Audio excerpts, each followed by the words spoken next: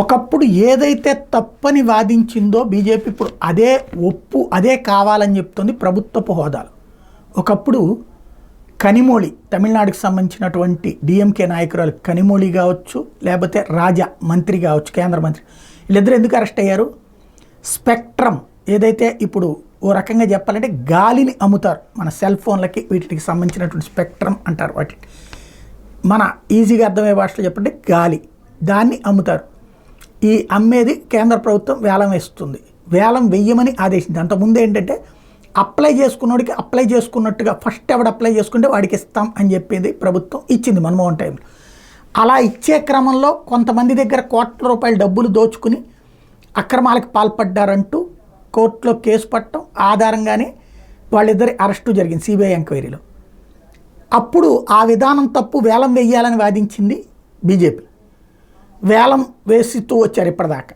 ఇప్పుడు వేలం వద్దు, పాత విధానంలోకి వెళ్తామంటూ బీజేపీ ఇప్పుడు సుప్రీంకోర్టులో, అంటే బీజేపీ ప్రభుత్వం సుప్రీంకోర్టులో పిటిషన్ వేయడం సంచలనం సృష్టిస్తోంది.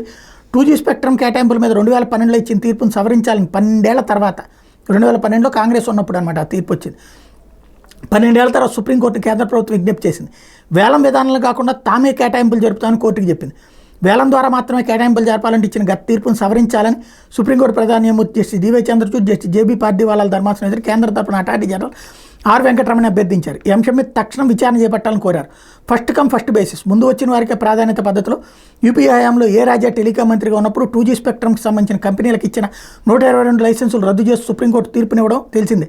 కొన్ని సందర్భాల్లో వేలంలో కాకుండా ప్రభుత్వమే కేటాయింపులు జరపాలని ఆశిస్తోందని, అందుకే పాత తీర్పుని సవరించాలని అటార్నీ జనరల్ సోమవారం కోరారు. ఈ విషయాన్ని పరిశీలిస్తామని వివరాలను ఈమెయిల్లో పంపాలని చంద్రచూడ్ సూచించారు. అయితే తీర్పును సవరించాలని ప్రభుత్వం చేసిన అభ్యర్థన సీనియర్ న్యాయవాది ప్రశాంత్ భూషణ్ తప్పుపట్టారు. నాటి తీర్పు సమంజసంగానే ఉందని, సవరణ అనవసరమని ఆయన వాదించారు.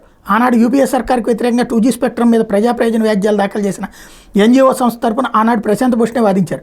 కేటాయింపుల వల్ల ప్రభుత్వ ఖజానాకు ఎలాంటి నష్టం వాటిల్లలేదని మన్మోహన్ ప్రభుత్వంలో నాటి కమ్యూనికేషన్స్ ఐటీ సహాయ మంత్రి కపిల్ సిబల్ 2011లో వాదించారు. అయితే ఈ కేసులో ఏ రాజా డిఎంకే నాయకురాలు కనిమొళిని నిర్దోషులుగా ప్రకటిస్తూ 2017 డిసెంబర్ 21 ప్రత్యేక కోర్టు సంచలన తీర్పు వెలువరించింది. ఆ తీర్పును సవాల్ చేస్తూ సిబిఐ 2018 మార్చి 20 హైకోర్టును ఆశ్రయించింది.